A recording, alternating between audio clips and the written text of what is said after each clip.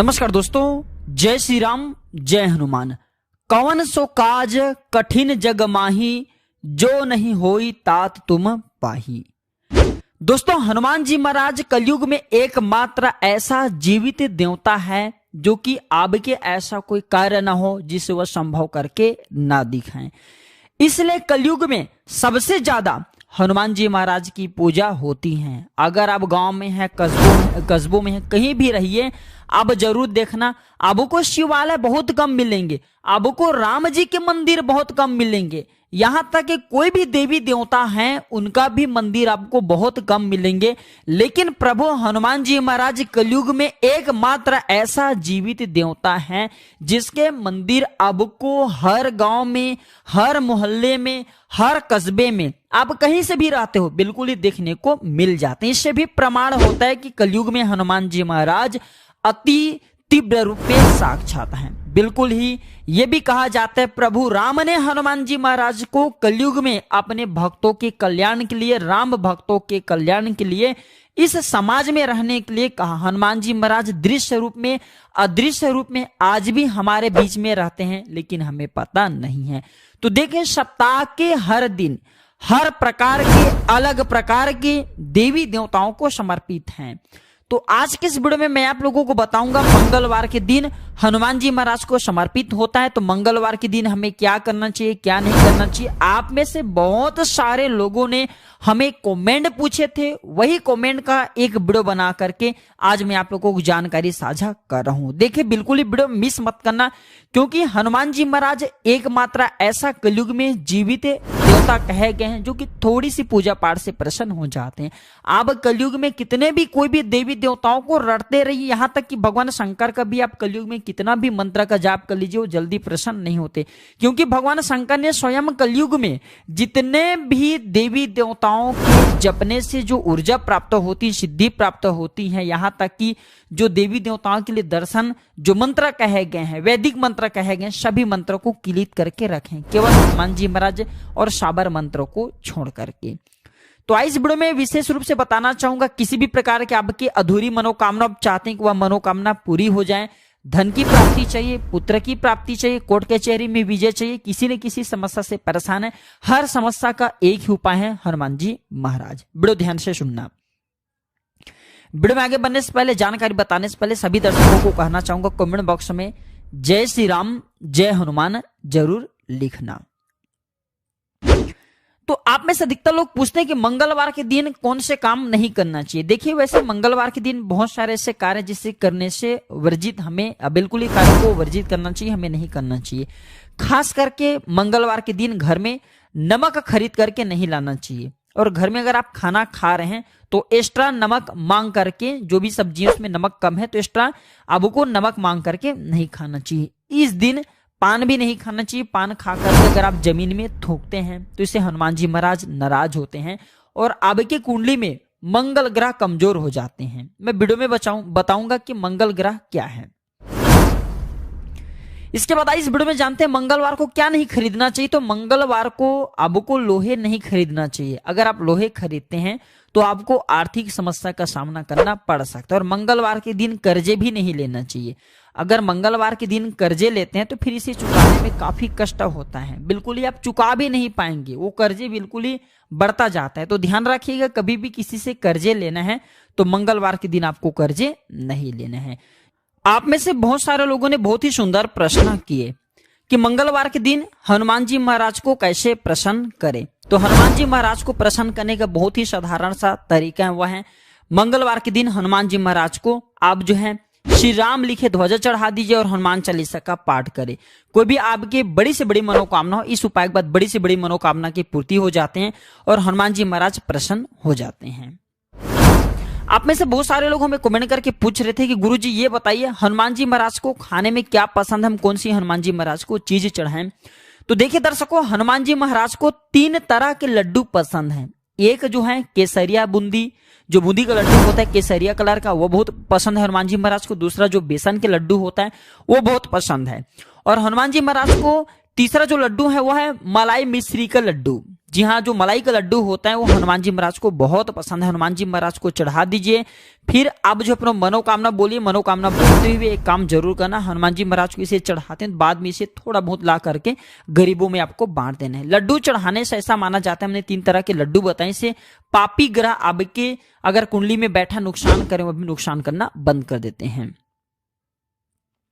हनुमान जी महाराज की पूजा करने से क्या फल प्राप्त होता है बताइए गुरुजी। आप में से अधिकतर लोग कमेंट करके पूछ रहे थे। देखिए, हनुमान जी महाराज की पूजा करने से वह फल आपको प्राप्त होगा जिस फल की आप कामना नहीं कर सकते। जैसे कि अगर आपकी बुद्धि बहुत ही कमजोर है, बुद्धि फास्ट हो जाते, कहते हैं ना कि बुद्धि न तनु जान के सुमरा पवन कुमार, बल बुद्धि विद्या देहु मुहि हरहु कलेश विकार।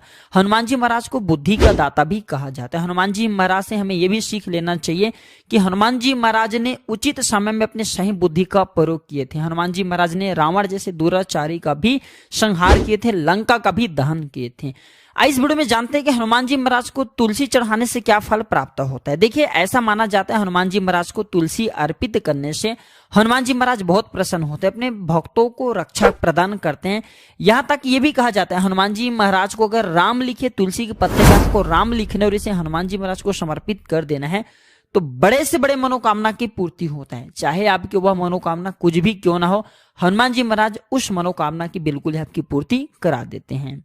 इसके बाद आप में से बहुत सारे लोग पूछ रहे थे कि गुरुजी ये बताइए हनुमान जी की जो पूछ है वो कौन है।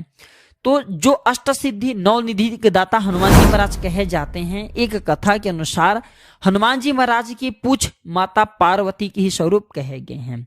तो इस नाते ध्यान से सुनना, एक मैं छोटा सा जानकारी भी बता रहा हूं कि हनुमान जी महाराज ने लंका का सर्वनाश नहीं किए, लंका का दहन नहीं किए, बल्कि उनके पूछ ने किए। उनके पूछ कौन है? माता पार्वती, माता सती के स्वरूप कहे गए। तो माता सती ने, माता आदिशक्ति जगदम्बा ने ही रावण का संहार किए हैं। तो ऐसा माना जाता अगर कोई व्यक्ति की कोई विशेष मनोकामना हो या फिर कोई मनोरथ हो, वो चाहते कि उनके मनोरथ है, मनोकामना वो जल्दी पूरी हो जाए, तो हनुमान जी महाराज के जो पूछ है उसमें घंटी जरूर बांधे, या फिर हनुमान जी महाराज के मंदिर में उनके पूछ के लिए छोटा सा घंटी आप जो भेंट कर दीजिए। आपकी जो मनोकामना हो, धन की मनोकामना हो, धन की प्राप्ति हो जाएंगे। जो भी मनोकामना हो, चाहे कोई भी मनोकामना, कोर्ट कचहरी का मामला हो, उसमें भी विजय की प्राप्ति होती है। आप में से बहुत सारे लोग पूछ रहे थे कि अगर मैं रोज हनुमान चालीसा पढ़ूं तो क्या होगा। देखिए, अगर आप हनुमान चालीसा नित्य पढ़ते हैं तो इसका ये बेनिफिट होगा कि पूरे दिन आप खुश रहेंगे, आपको ऐसा ज्ञान की प्राप्ति होगी, ऐसा दिव्य ज्ञान की प्राप्ति होंगी जिसकी आप कल्पना नहीं कर सकते। यहां तक कि नित्य अगर आप हनुमान चालीसा का पाठ करते हैं तो हनुमान जी महाराज के अंश आपको प्राप्त हो जाते हैं, आपके देह सिद्ध हो जाते हैं। आपको भूत प्रेत जैसे जो नीच ग्रह हैं, जो पापी ग्रह हैं, जो भूत प्रेत जैसे जो नकारात्मक शक्ति कहे गए, आपके बाल बांका नहीं कर पाते, आपके शरीर को टच नहीं कर पाते, अगर छूने की भी प्रयास करें तो भस्म हो जाएंगे। तो हनुमान चालीसा पढ़ने का यह है जबरदस्त पावरफुल चमत्कार।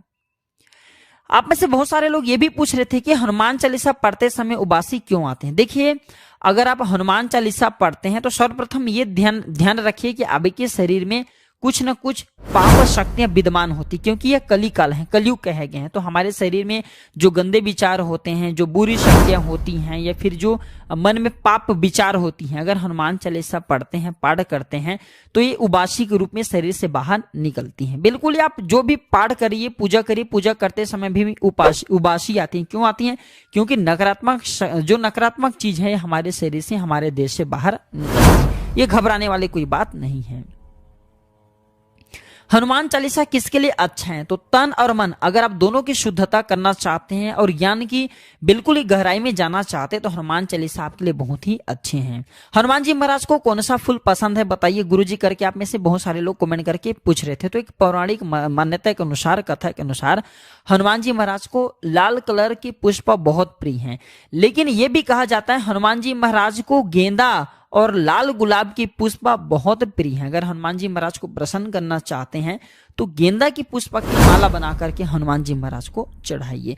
हनुमान जी महाराज के फोटो घर के कौन सी दिशा में लगाना चाहिए? तो पौराणिक कथा के अनुसार भगवान हनुमान जी महाराज का प्रभाव दक्षिण दिशा में सबसे ज्यादा होता है। अगर आपके घर का वास्तु बहुत ही खराब है तो आप इसे दक्षिण दिशा में लगाइए।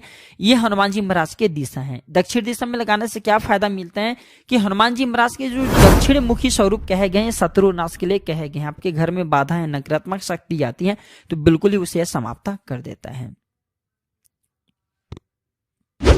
इसके बाद आप में से बहुत सारे ऐसे दर्शक हैं, माता बहनें, जो कि कमेंट करके पूछ रहे थे कि गुरुजी हनुमान जी की पूजा औरत को कैसी करना चाहिए। देखिए माता बहन, आप पूजा हनुमान जी महाराज को भाई मान के कर सकते हैं। सदैव आपको अगर भाई के रूप में आप इनके पूजा करते हैं, आपके हमेशा मदद करेंगे, मार्गदर्शन करेंगे। आप हनुमान जी महाराज के लिए माला बना करके रख सकते हैं, आप उन्हें पंडित को चढ़ाने के लिए बोल सकते हैं। आप हनुमान जी को राम लिखा जो कहा जाए पान के पत्ते हैं वो समर्पित कर सकते हैं। हनुमान जी महाराज को आप जो है चोला, किसी योग्य ब्राह्मण को चोला आप अपने घर से ले जा सकते हैं। सिंदूर है, चमेली तेल है, वो जा करके किसी हनुमान मंदिर में दीजिए, बिल्कुल ही कोई भी पंडित वहां पे चढ़ा देंगे। लेकिन आपको खुद हनुमान जी महाराज को टच नहीं करना है, हनुमान जी महाराज को स्पर्श नहीं करना है, इससे दोष लगते हैं, आपके जीवन में फिर मंगल दोष लग जाएंगे।